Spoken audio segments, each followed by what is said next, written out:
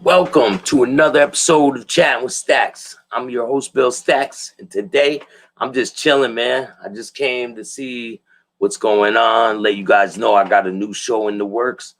I've been putting together something. It involves, mafia stuff, and it's where I'll be telling stories about the mafia, like different things like myths about the mafia, and I'll be explaining, different stories and shit. So, Frank Cali is the last person that got assassinated, even though he wasn't killed by them guys. He's the last one that got killed. And then it was Paul Castellano. And then I think it was the Chicken Man Testa. But there's a lot of drama in the YouTube world going on, huh? You'll see that all over. It's pretty funny, man. I got a lot of good guests coming. I've been doing a lot of interviews, and stay tuned for all that, man. So anyway,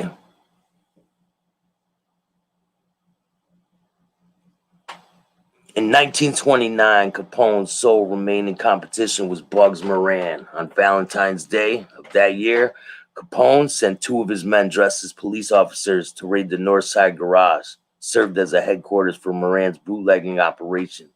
Capone's cops pretended to arrest the 7 Moran mobsters they found there, ordering them to raise their hands and face the wall. But then when they turned around, the cops revealed their identity with rounds from the Tommy gun unleashed on the men. Bugs himself narrowly evaded the murder, running 5 minutes late to the garage. That's insane, man. What's good, Steve? Yeah, man, I got a new show coming up. I got videos in it where I'm playing videos. It's pretty good, man. I've been working my ass off on it, and I've been reaching out to a lot of different people so I could get new faces on my show. So stay tuned for all that. I got a lot of things planned for the future, and I'm going to be releasing a lot more interviews. So stay tuned, man. It's going to be good stuff.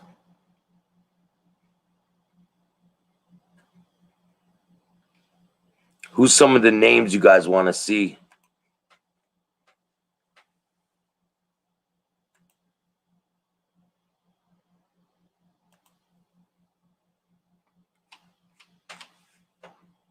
Yo, I'm going to be scheduling, I'm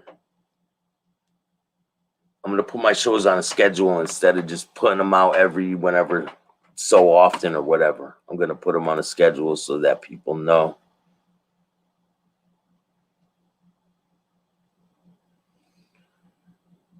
So, yo, next we got Angelo Bruno. He was the head of the Philadelphia crime family, known as the Gentle Don. This dude was killed, man. His capo regime, I think, killed him. Betrayed by his friend, conspirator Frank Terry, was shot by Mad Dog Sullivan. While parked outside his Philadelphia home, his body was later found.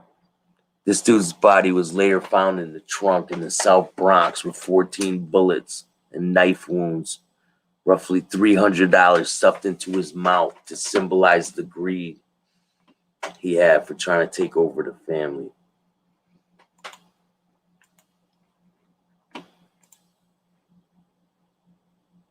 And then there was Albert Anastasia. He ran Murder Inc. He's known as the Mad Hatter and the Lord Executioner. Anastasia was responsible for thousands of deaths during his reign of terror in the 30s and 40s. He's considered one of the deadliest criminals of all times by the FBI. Anastasia made his big break in the mob as one of the bosses of Murder Inc., a group of contract killers that operated out of the back of Brooklyn candy store after the murder of Gambino family boss, which was likely orchestrated by Anastasia.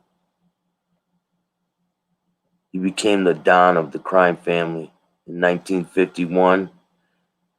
Amidst growing tensions between the five families, major mob organizations in New York City, it's unclear who was responsible for Anastasia's assassination, but is likely a hit directed by another crime family. In October of 1957, Anastasia relaxed in his barber chair, waiting to shave and a haircut. Instead, he got shot by two men. Scarves covering their faces in an attempt to save himself. Shocked Anastasia, he tried to attack the mirror as he got shot. I'm going to be bringing some real good content, man. I'm going to be bringing I got an interview with Stevie Bullets out of Chicago, so stay tuned for that. It's a real good one. And I'm going to cut it down to a series. It'll be like a 5-part series. And I got a lot of things. Stay tuned. It only gets better from here. And if you guys have anybody you want to see come on the show, just put their name in. And if I could get them on, I will. If not, I don't know, man.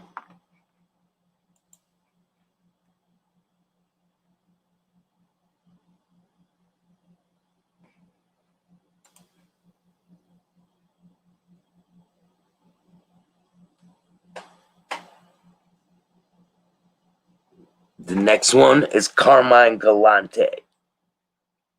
This dude got blasted in a restaurant.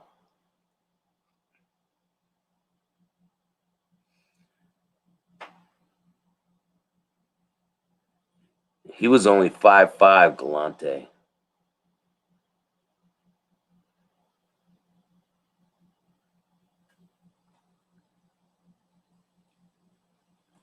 A detective described Galante as one of the only mobsters who truly scared him, citing a dead-eyed, frigid stare of a killer. While imprisoned in 1931, Galante was officially diagnosed with schizophrenic personality.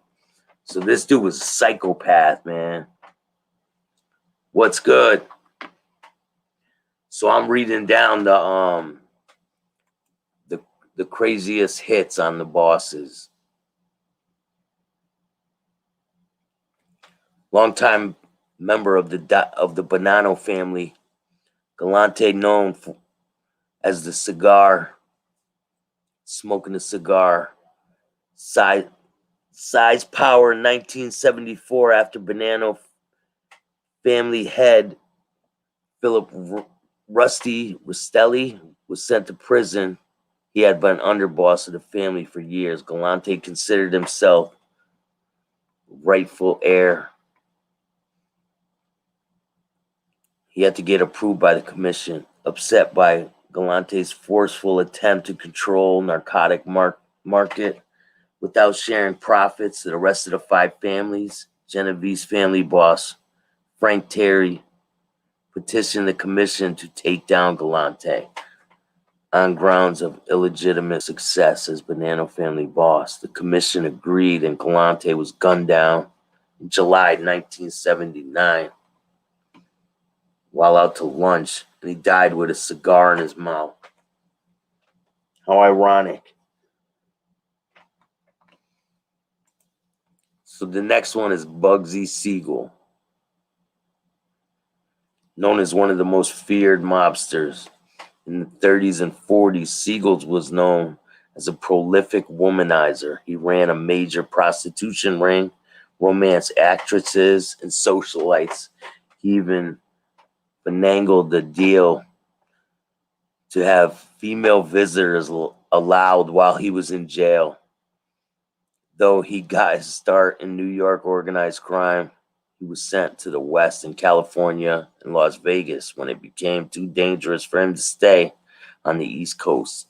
In Vegas, Siegel reinvented himself in 1945 by going legit with the Flamingo Hotel at the time.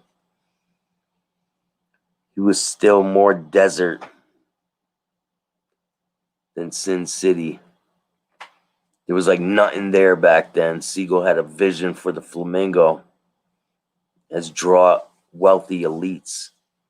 He sunk $6 million, $84 million in today's money, into construction, hoping the investment would pay off. December 1946, the opening flopped. Guests were the building construction.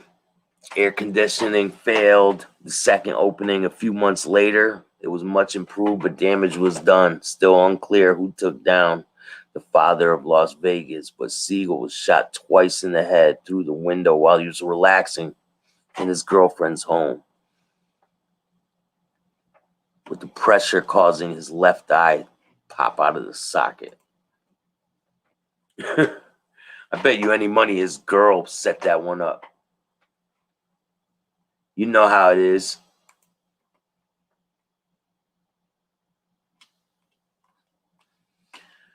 But yo, stay tuned. I have a lot of things in store, and I'm going to be going to a lot of different places and doing some interviews in person.